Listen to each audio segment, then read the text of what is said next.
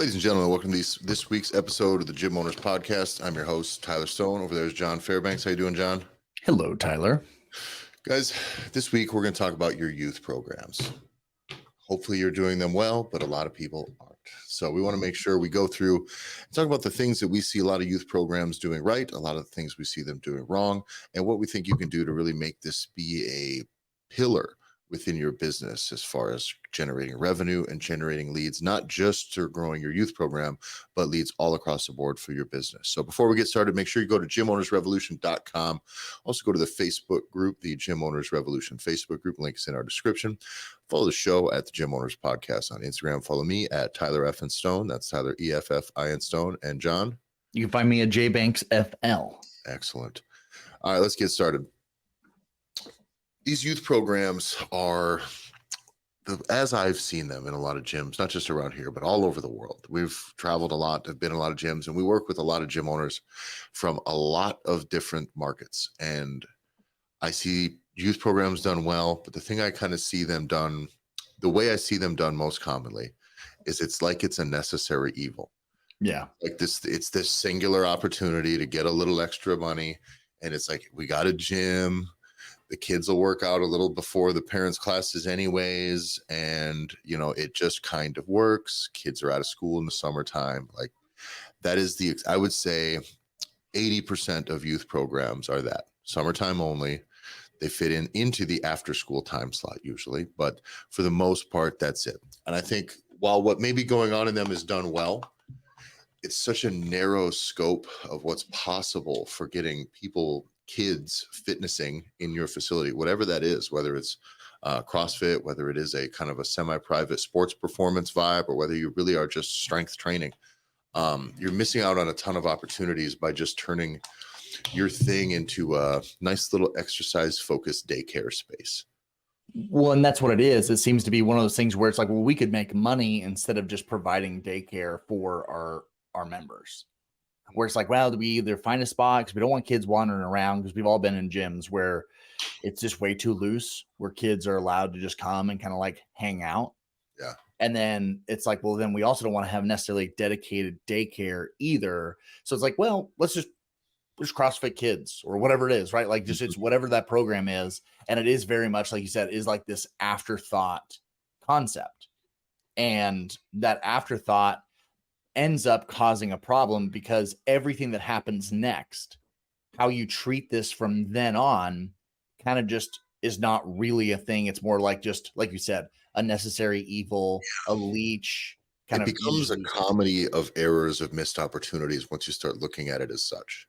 And that's what we hope to accomplish with this episode, is get you guys understanding what this really can be. And we see some gyms with systems that work really well. And I still have yet to see someone fully execute this by the way, if you're doing the things that we're talking about fully, I would love to hear from you. But when we go through this process, John, let's talk about, first off, why they're not really working, or why they're not going to the next level. I think, by the way, all of these systems are profitable on an hourly basis, right? For the most part, I think that the coaches that are putting time in and the students that come in, you're turning a profit on those hours. It's fine. I don't think anybody's really losing their ass on it. I think parents are willing to pay. Maybe they're not paying a ton of money, but I think there's a fundamental issue with the way that it's executed, where making a little bit of money does not make you hungry to make a lot of money, and helping a few people should make you hungrier to helping a lot of people, and helping people with a bunch of general kind of nebulous goals for these kids. You're missing out on the opportunity for the ones that really want to not specialize, but really focus, accelerate their process. As they age, they have different goals, different needs. And I see so many of these programs just leaving these kids behind. And what happens is then those kids go to some big ticket bigwig that's got a name or has a basketball specific camp that they do. And that's, Sure. And they go to those types of training camps, or they go to a personal trainer that they're paying a bunch of money for, or they do nothing.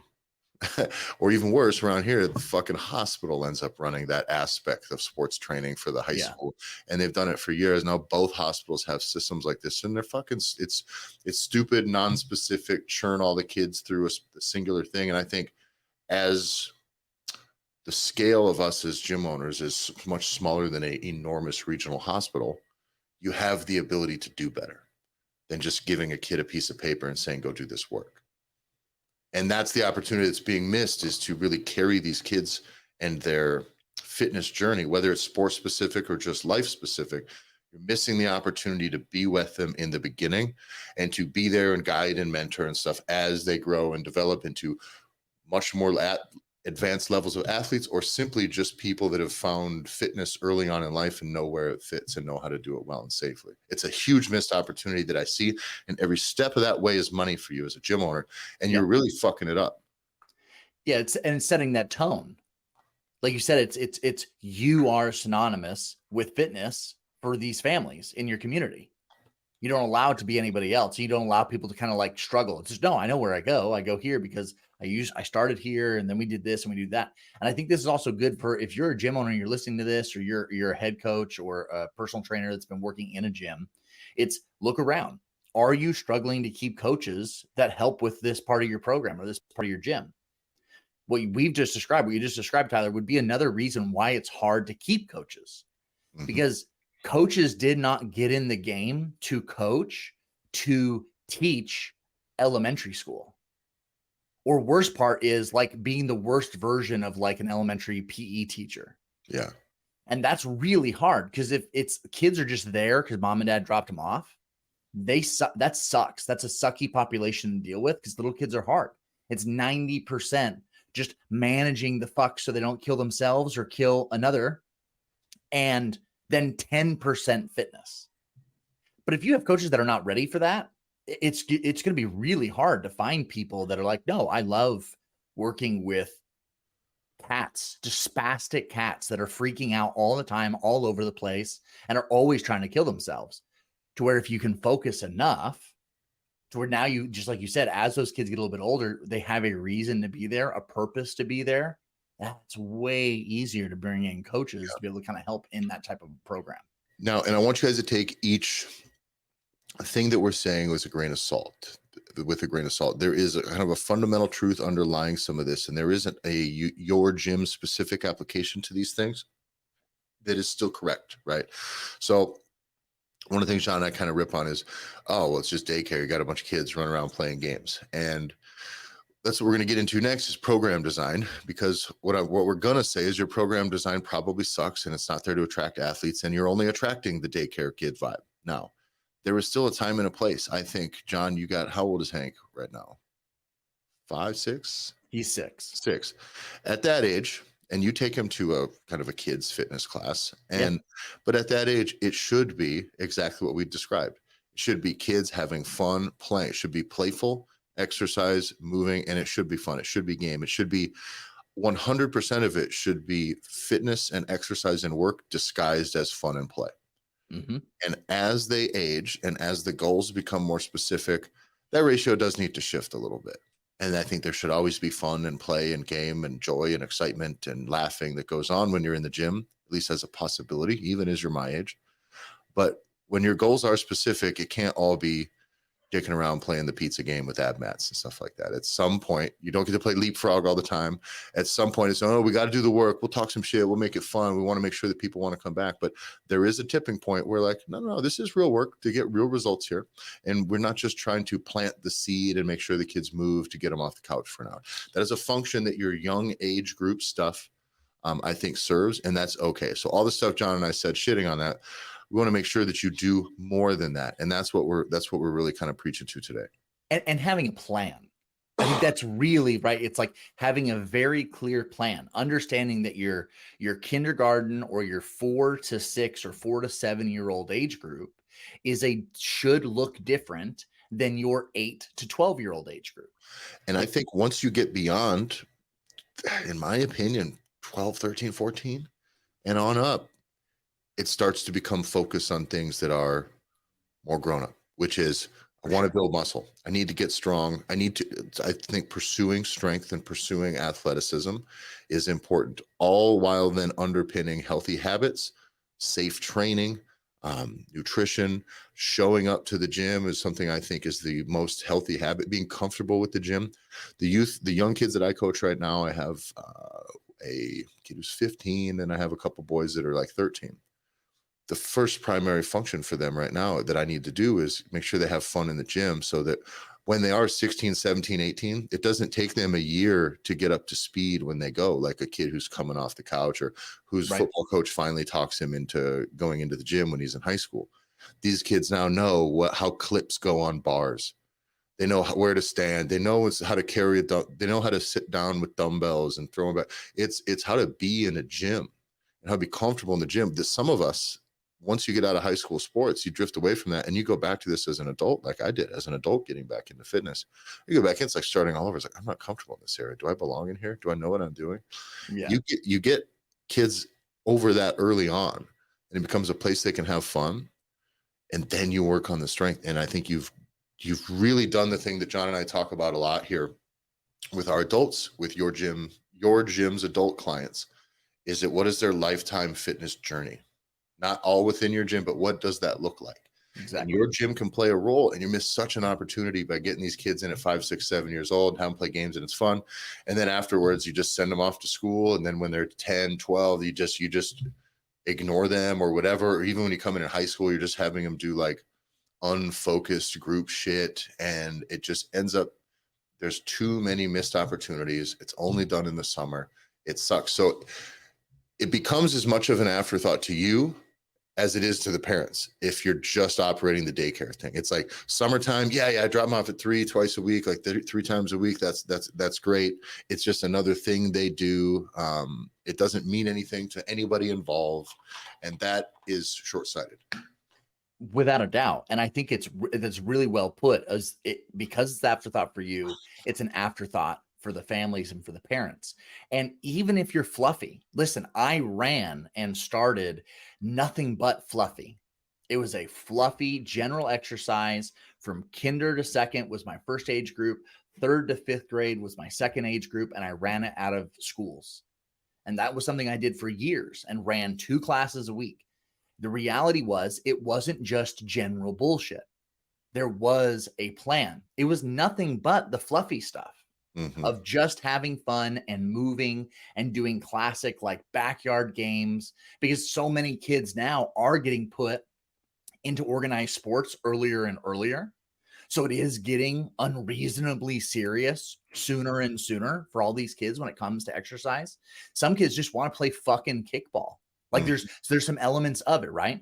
And the way you can structure it. So this is kind of gets to me to the next point that I want to make, which is, this is whether you're talking from 4-year-olds all the way to your very sports specific preseason, off season, post, like other ways to market. It's how you market these things, how you talk and think about them is fundamentally bad. Yeah. And so I want to start at the fluffy stuff. Fluffiness, if it's just daycare that's always open and has no urgency whatsoever to get somebody to join, beyond its seasonal nature is about it, but that's it. But you can still do it. Yes. Understand it's that age group. When is school in session? When is spring break? When is summer break? When's winter break? Like, understand the quarters and the semesters. When is this quarter over? When do grades come out? Like, those things, that is the clock. For families, it's when school is in, when school is out, and when these things end. Those are very natural flows for parents that are engaged with their kids. They know that schedule. So if you have 6-week blocks or you have 8-week blocks, whatever those programs are, you're able to just naturally have, when parents are anticipating a transition or some type of a change, you can utilize that to your advantage. And so that's how you should be thinking about it.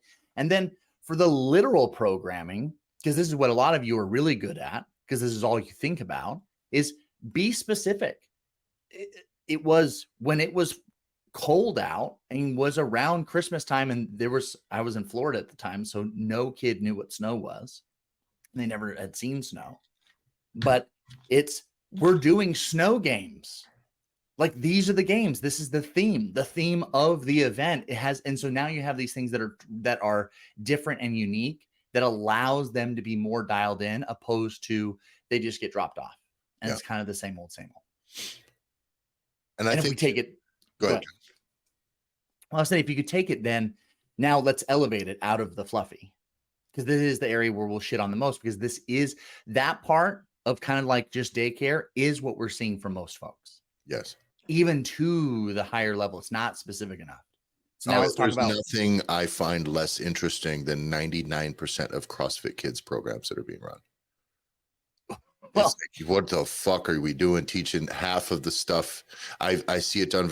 Some of you guys do. I'm sure some of you guys do a good job, but just branding a group general exercise. There's nothing I hate more than people getting kids in an off season when they're 15 years old, making them do runs or sprints or getting them tired. It's so that indicates to me very often a lack of programming understanding and a lack of priorities, with which, if that's what you're doing is just running kids through metcons and getting them tired and wearing them out so they're less sassy with their parents when they get home.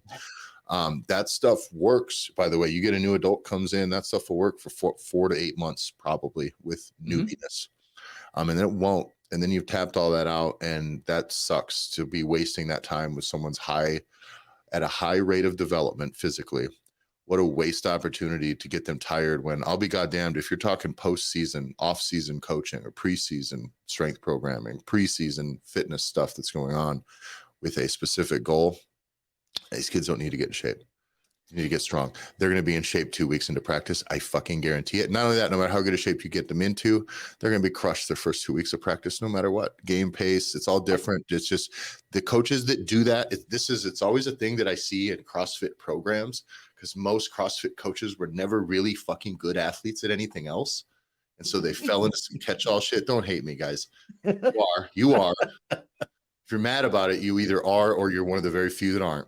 Yeah. But then you just like, oh, we're just gonna fucking wear these dudes out, and it's like you just don't understand how that fucking goes, and it's such a waste of energy. And by the way, your parents appreciate it when you send the kids home dead dog tired, they need to lay down. Sure. But you can get them that without just wasting time. If you're making kids run wind sprints in the summer, let someone else coach your kids program, please. Your off-season program. How brutal was it? Because you played the same sports I did, minus volleyball, and so I was a two-way athlete in high school for football, and you could play all game long. By the end of the season, you could do it. You were really banged up, but you were able to do it.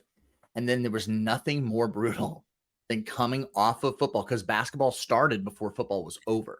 Yep. And there was nothing more brutal of being in really good, like really fantastic football shape and show up with basketball shape, dude. 48-minute football shape, and you get to 8-minute quarters of basketball, and you're tapping out 4 minutes in. Dying.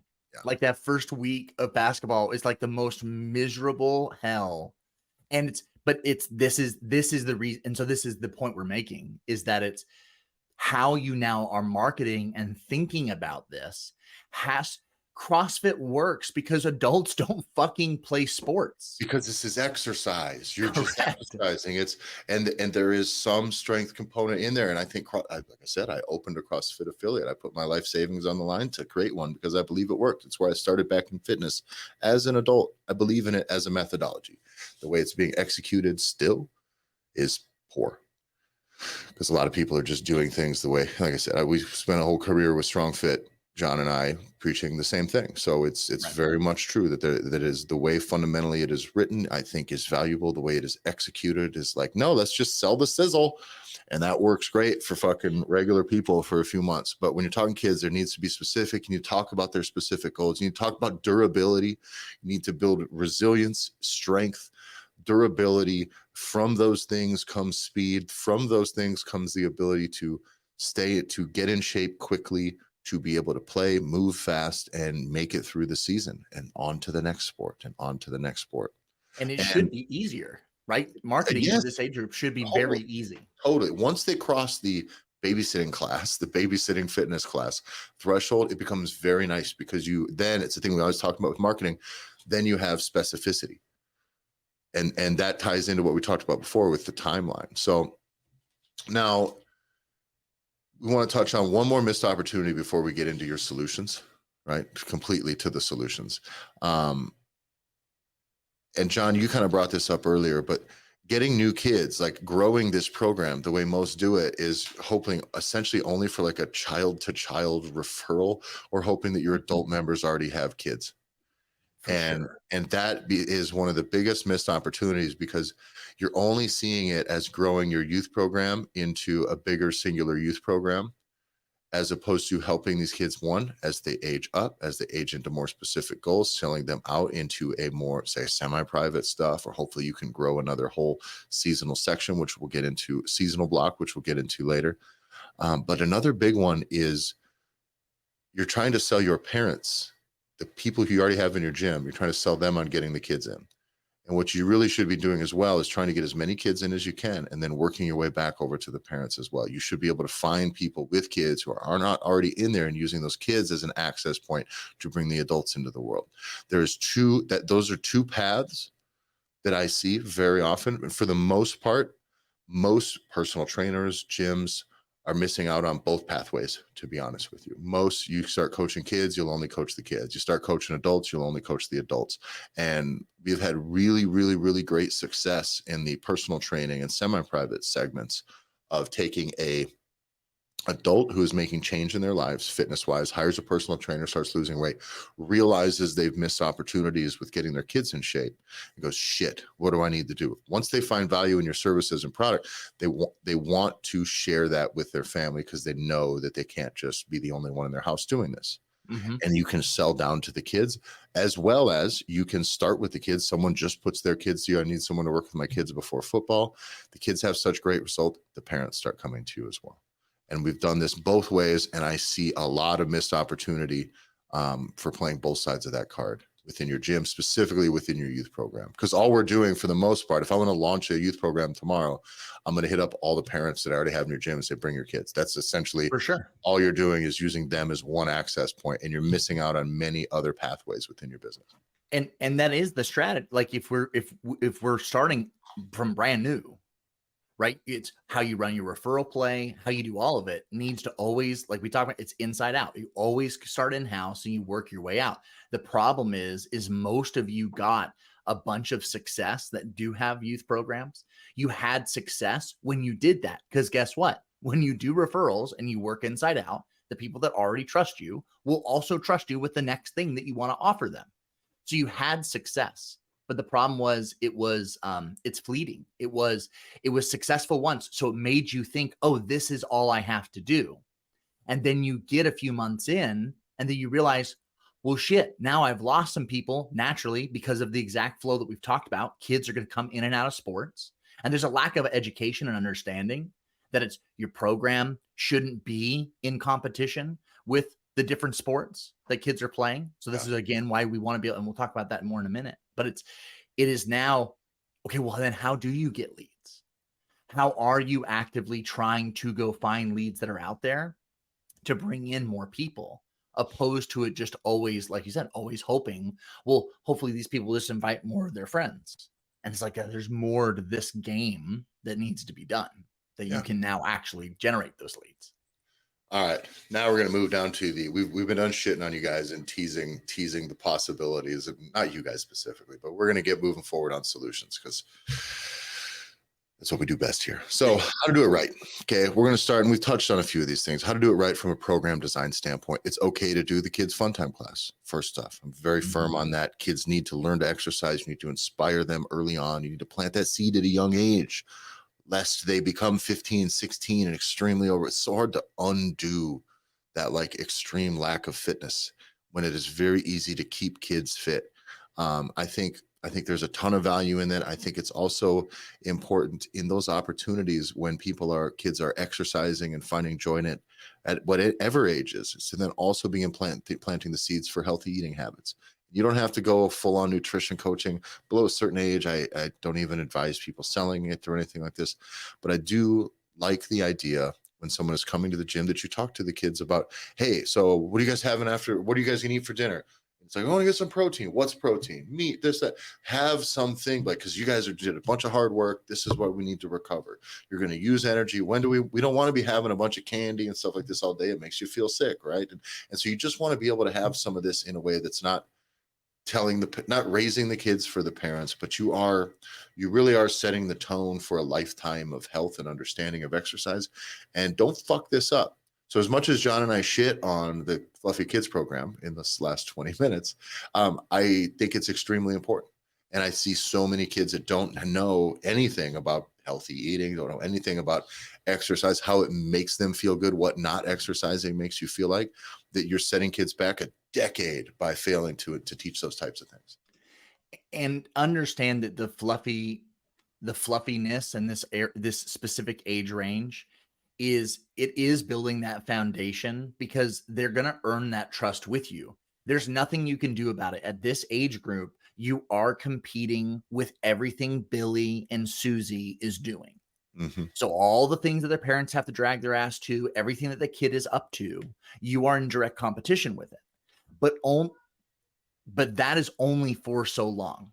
Yeah. Because you are properly building the foundation, because because again, paid to play and youth athletics is, I think I saw it was like $1 billion. Like it's an insane amount of money that's being made in, when you're talking about travel basketball, travel baseball. Like, this world is an insane world, and it's only getting younger and younger. Families are being convinced more and more that if Billy isn't on a traveling basketball team by the time he's 7, then he's not going to get a scholarship opportunity. Yeah. Now, and so, because I think all that's bullshit, but it doesn't change the fact that this is what families and parents are being sold.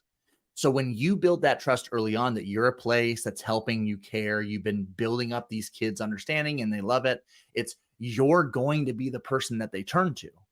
They will say, well, hey, great. Actually, my son's going to go out for fill in the blank next season. Do you guys do anything with that? And now is the time. And this is where we need to be ahead of that. Yes. And anticipate those questions, because you will get them if you've done it right. But now we get into the seasonal flow and how you should be marketing and talking about your now kind of 10 years old on type of program. And I think for the most part, every state probably varies, but your high school sports seasons are usually now pretty much aligned with boys, girls, young and old for the most part, meaning football is when football is for boys that are 12 years old when boys are 22, right? It's kind of when it is. So I think it's important. You have preseason, you have postseason. You can have strength focus or athleticism focus classes, program, whatever that is. Whether it's a class or whether it is simply, a program that is semi-private and coached, where there's just someone in attendance and kids are coming in doing their work, kind of like what would go on in a high school weight room if the coach at the high school weight room fucking knew anything about what the fuck they were supposed to be doing.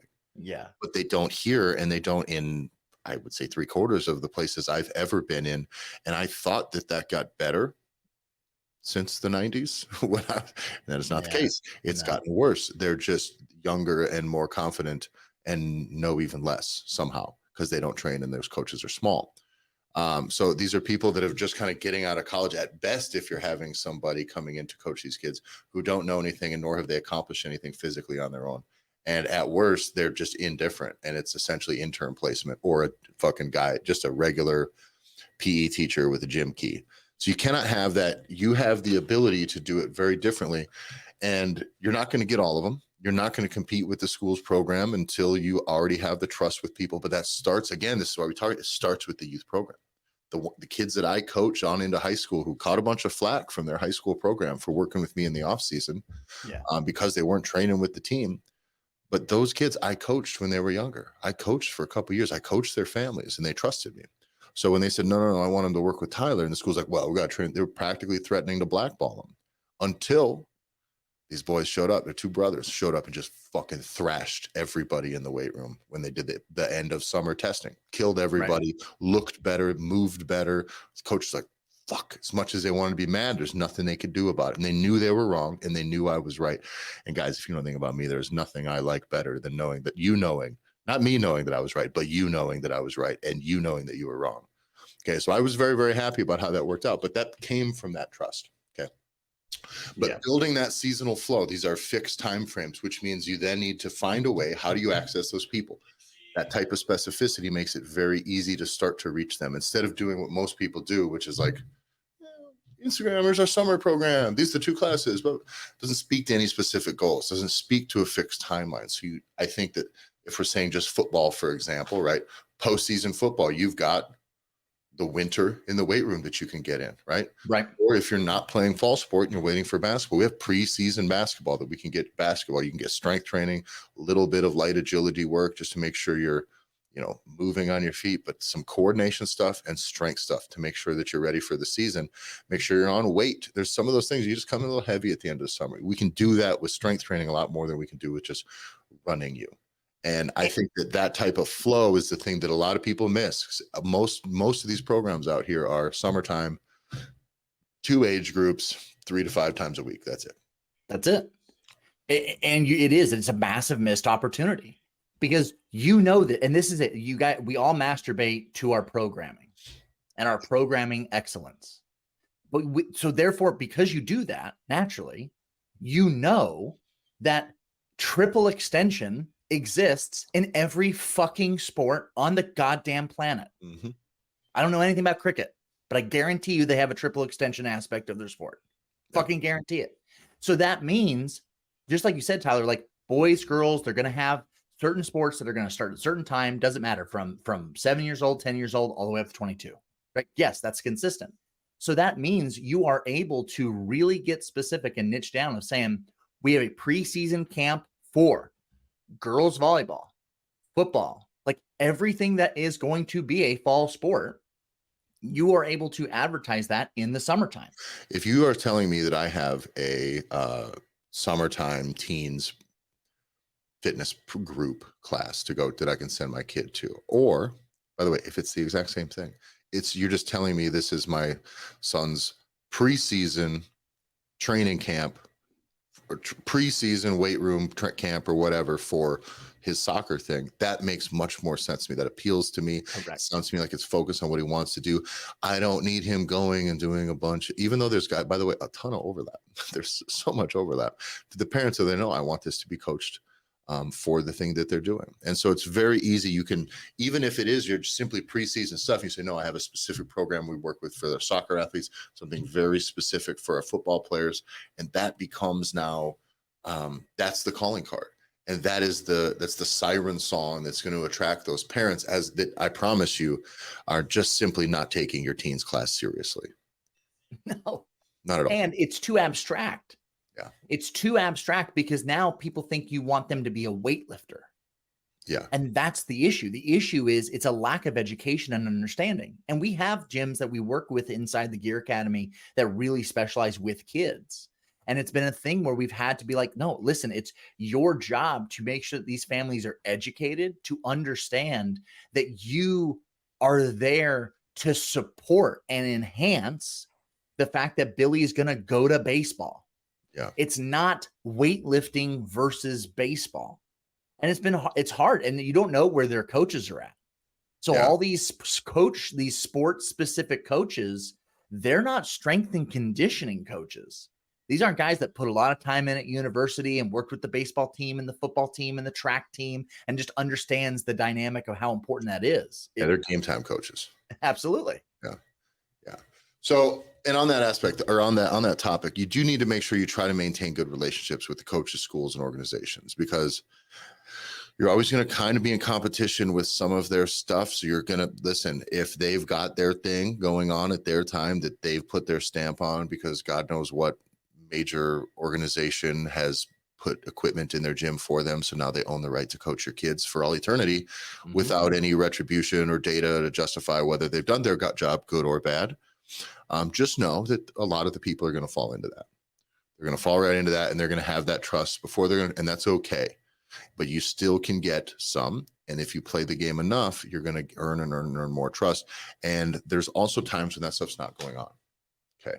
The perfect example is so in the summertime for football, listen, there's going to be a lot of people that are just guys that are lifting weights at their high school gym with their football team because their coach is a bear about it. Right. Right.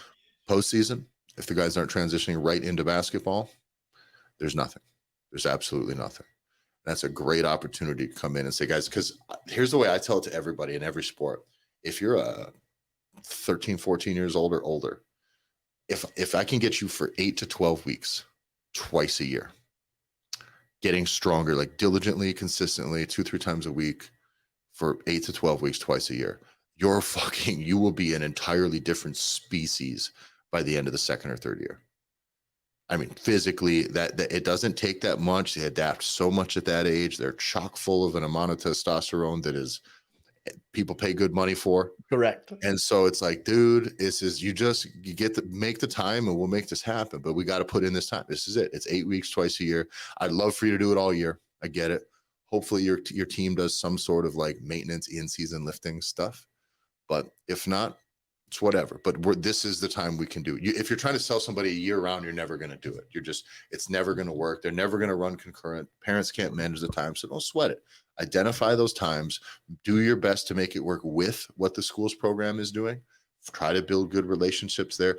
Your big end angle is to be the person who's doing that for them, paid, that they're sending your people to. But that's a tricky game in a lot of schools. Private schools somehow can't afford to do it, and public schools somehow fucking it's whatever. But you can get good relationships, have a good reputation, and it doesn't take long. It takes a few years, but you will have a program that will have tons of people eyeing it from years away. And that's what starts to happen when you start putting athletes out on the floor that look great, that are strong. People know they train with you. Parents from kids 2 years, 3 years younger, like, oh, I want my Billy to work with him. And it's exactly. And it comes down to, again, it's positioning yourself. It's the exact antithesis of sitting around and hoping that every new member you get in your gym has children, and hoping that every new kid that you get has friends that also want to come. People should want to work with you more than just because they just want to send their kids for you for a reason beyond just it's summer. And you can only reach so many people. So this is the value really comes to making those partnerships, because now you are building these referral networks for you and building that trust. And this really is where it gets into being able to make sure that as a community, you can be seen. Yeah. Because I think that is the piece of being able to be seen in your community. I have gotten more inquiries to either personal train or, for God forbid, build programming for local athletes because I coached. Yeah. I was one of the coaches. I was a coach at the football, and I didn't coach those kids. They weren't even the kids that I coached. It was older families that then also saw me and knew what I was doing and saw me just working with the little guys.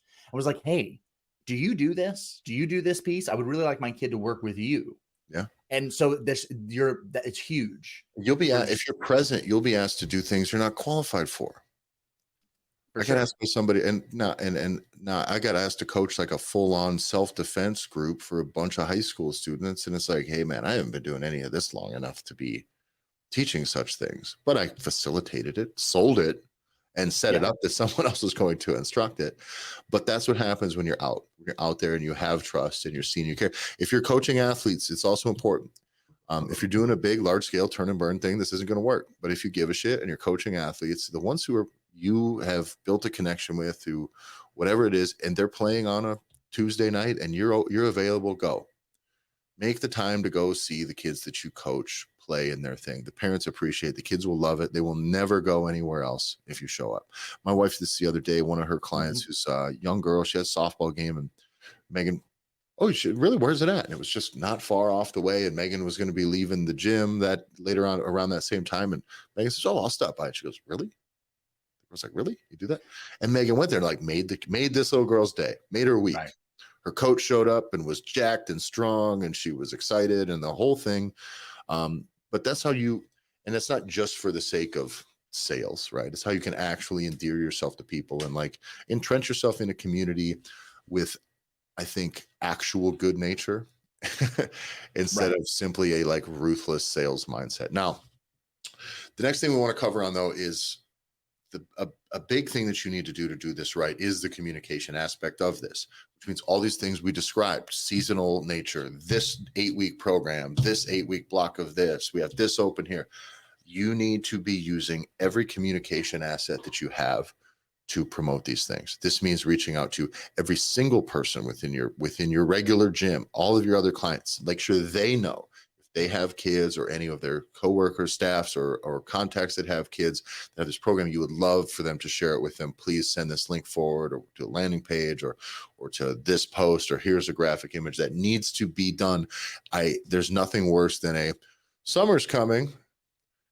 We've got kids classes here at this time. And then one more post 2 weeks later going, get your kid registered for our 2 different times of kids classes. And that's it. That's all I see out of it. You need to really use your actual communication structures for it. So use email, obviously post on social media. You want to run ads, run ads. Do you want to put flyers up? I'm okay with it. See if you can get flyers up in your Boys and Girls Club. See if you can, Sure, over the course of the years, see if you can present to parents at a school board situation or the booster club stuff. Donate to some of these things so that you can end up, having a voice within this, but you need to find a way to inform people to have it. Now, that's for promoting these programs. Again, we talked about before, that flow needs to go both ways. It means you really need to also, all of the parents of the kids, you should have their contact information. Make sure you're also extending offers to them to join your gym. Extend offers to them once the kids are done. Say, hey, so-and-so did a really, really great job. I want to let you, we'll give you half off your first month if you're interested in coming in, or if you want to come in to chat with us. We'd love to get you in the gym too.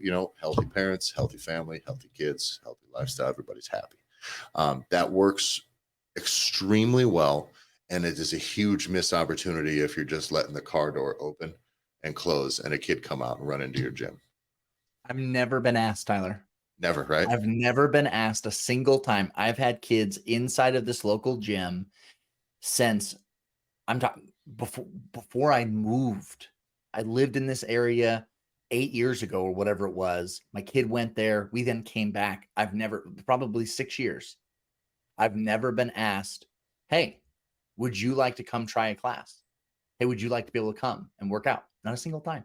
And it's obvious that I do something.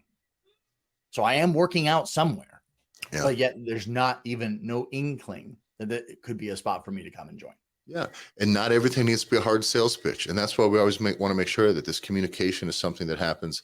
Don't overwhelm them, but that it happens.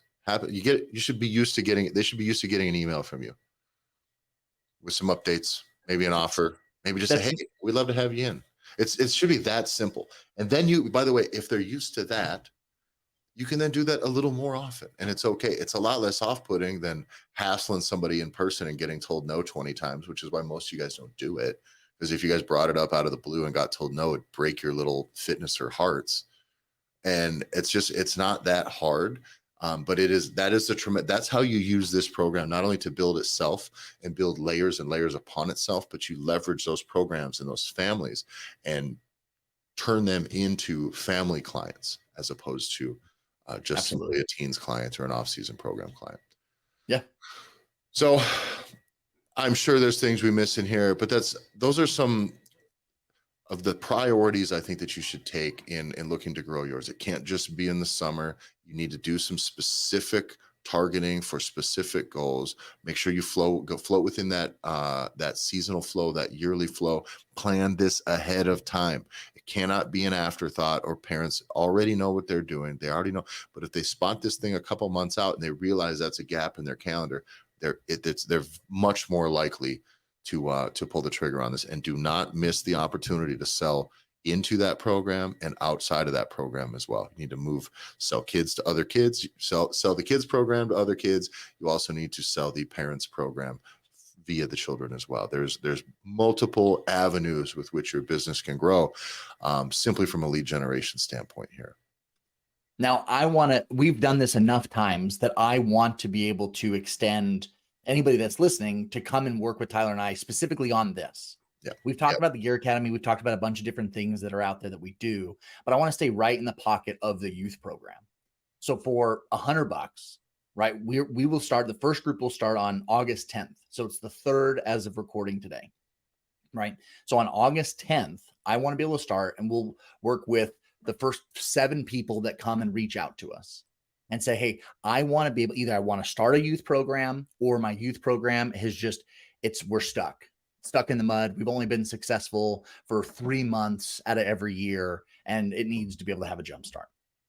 And for me, I think it's really, really important that we take you guys from this point of really making no difference. Your youth program's making zero difference in your community and inside your gym when it comes to like revenue, and actually treat it the way we've just talked about.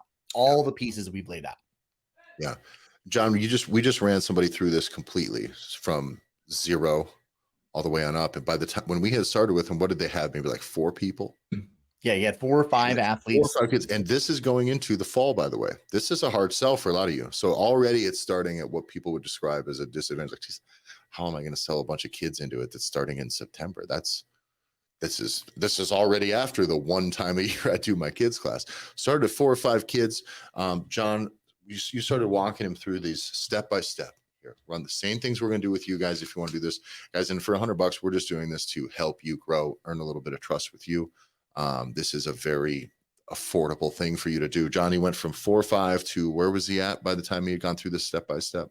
So he's got 18 lined up for the middle of September when he starts for his winter preseason program that's coming up. The good news is, because it's so early in August, for 6 weeks, we go one-on-one working with you to do this. The exact steps that we've taken and worked people through, we're able to do with you as well. So you haven't missed the boat yet.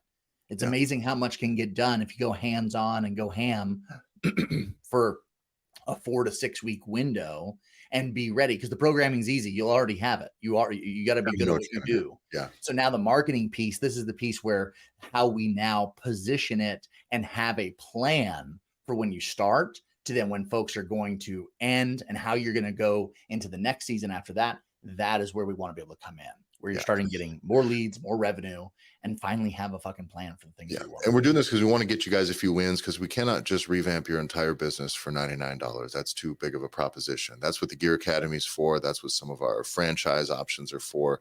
But if you do want to just simply level up your business, you want to work with us directly, this is the cheapest chance you're ever going to get. And that window's closing here in about a week. So if you want in on that, shoot us a message directly on Instagram at the Gym Owners Podcast. You can message me directly at Tyler Effenstone or John at JBanksFL, or you can email us at thedudes@hackyourgym.com. That's it. Any other pathways? That's it. That's enough. That'll do it. Do all the things. Links are in the description. Go to gymownersrevolution.com if you want the Gear Academy. If you want to know more, we said message us directly. Help us help you launch your kids program and create a really solid, consistent year-round pillar of revenue, leads, and goodwill within your community. Start this fall. All right. We'll see you next week.